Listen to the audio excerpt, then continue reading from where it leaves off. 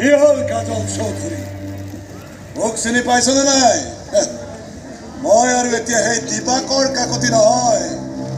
murder kidnap এইবোৰ যিখন জগতত চলে তাত মোৰ চিনাকি মাত্ৰ এটাই